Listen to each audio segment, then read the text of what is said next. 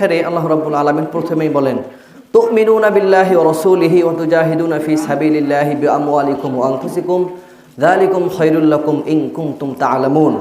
যারা আল্লাহ এবং রাসূলের প্রতি বিশ্বাস স্থাপন করে এবং আল্লাহর জন্য আল্লাহর রাস্তায় নিজের জান মাল দিয়ে জিহাদ করে, যালিকুম খায়রুল লাকুম ইন কুনতুম তা'লামুন, এবং এটাই তোমাদের জন্য উত্তম পন্থা যদি তোমরা জানো। সুবহানাল্লাহ। এর পরের আয়াতে আল্লাহ রাব্বুল আলামিন বলেন, এই আয়াতের ব্যাখ্যা করছেন পরের আয়াতে, ইয়াগফির লাকুম যুনুবাকুম ওয়া ইউদখিলকুম জান্নাতিন তাজরি মিন তাহতিহাল আনহার ওয়া মাসাকিন তাইয়্যিবাতান ফি জান্নাতি আদন। যারা ঈমান আনবে, আল্লাহ এবং রাসূলের উপরে জান এবং মাল দিয়ে জিহাদ করবে, তাদের কি হবে? ইয়াগফির লাকুম যুনুবাকুম, তাদের আল্লাহ রাব্বুল আলামিন জীবনে যত গুনাহ আছে সব গুনাহগুলোকে মাফ করে দিবেন। ওয়া ইউদখিলকুম জান্নাতিন তাজরি মিন তাহতিহাল আনহার, এবং তাদেরকে নহর বিশিষ্ট জান্নাতে প্রবেশ করানো হবে। ওয়া মাসাকিন তাইয়্যিবাতান ফি জান্নাতি আদন, এবং তাদের স্থানটা হবে অতি সুন্দর, স্মার্টলি তাদেরকে বসতে দেওয়া হবে, থাকতে দেওয়া হবে, সুন্দর একটা জায়গা, থাকার পরিবেশ। যালিকাল ফাউজুল আযীম, এবং এটা আল্লাহ রাব্বুল আলামিনের এক মহান পুরস্কার। কাদের জন্য? যারা ঈমান আনবে।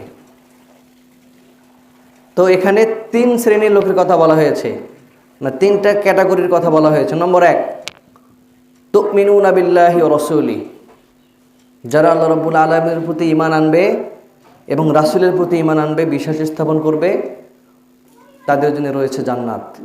ঈমান কাকে বলে?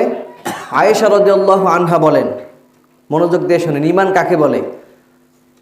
আমি তো বলি যে আমি অনেক বড় ঈমানদার, শুধু সব কিছুই আমার ঠিক আছে, শুধু নামাজটাই আমি পড়ি না, আমার সব কিছু ঠিক আছে, আমি শুধু এটা করি না ওইটা করি না, এভাবে যে বলি। কিন্তু আল্লাহ রাসূল সাল্লাল্লাহু আলাইহি ওয়াসাল্লামের স্ত্রী আয়েশা রাদিয়াল্লাহু আনহা কি বলেছেন আমরা একটু শুনি।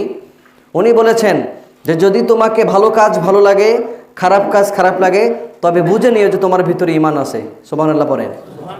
আর যদি ভালো কাজ ভালো না লাগে, খারাপ কাজ ভালো লাগে, তাহলে বুঝে নিও যে তোমার ভিতরে ঈমান নাই। নাউজুবিল্লাহ পড়েন। এখন নিজেকে প্রশ্ন করে দেখেন, ইসলামের সব ভালো কাজ কি আপনাকে ভালো লাগে? জিজ্ঞেস করেন তো, ইসলামের আল্লাহ রাব্বুল আলামিন যত কিছু বলছে সব কি আপনাকে ভালো লাগে? সব ভালো লাগে? কি ভালো লাগে জানেন? শুধু নামাজ পড়বেন এতটুকু ভালো লাগে, রোজা রাখবেন এতটুকু ভালো লাগে, মন চায় একটু দান সদকা করি এতটুকু ভালো লাগে। কিন্তু পর্দা যে আপনি করেন না, এটাও যে আপনার ভালো লাগে, তাহলে কি হলো? পর্দা করা যে হারাম, এটা তো আপনার ভালো লাগে না।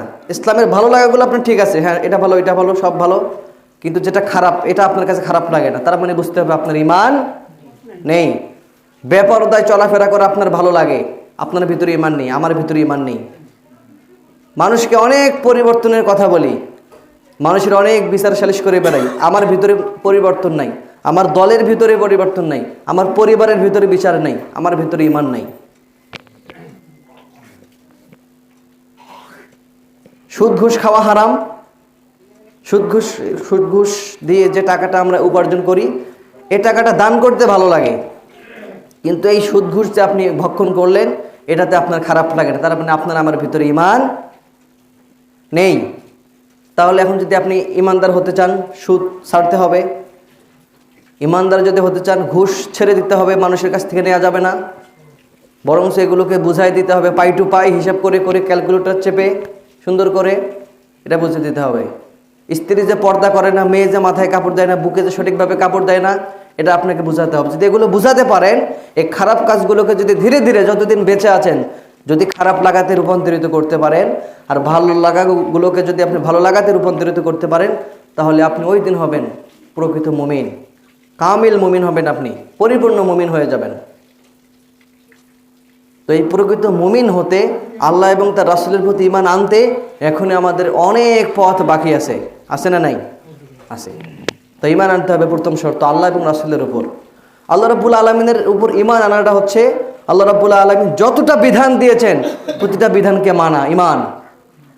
রাসূলের প্রতি ঈমান হচ্ছে আল্লাহ রাসূল সাল্লাল্লাহু আলাইহি ওয়াসাল্লাম যে পন্থা অবলম্বন করে আল্লাহ রাব্বুল আলামিনের আদেশগুলো বাস্তবায়ন করেছেন, ওই বাস্তবায়ন আপনাকে করতে হবে। এটা হচ্ছে রাসূলের প্রতি ঈমান।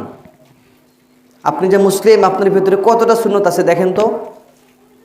আল্লাহ রাসূল সাল্লাল্লাহু আলাইহি ওয়াসাল্লাম যেভাবে তার জীবনটা পরিচালনা করছেন, যেভাবে ছোট্ট মেয়েদের ছেলেদের নাম রাখতে বলেছেন, তাদেরকে যেভাবে ইসলামের বেসিক শিক্ষাগুলো দিয়ে ধন্য করার কথা বলেছেন, আপনি কি ওই সমস্ত কাজ করছেন? এখনও নাই।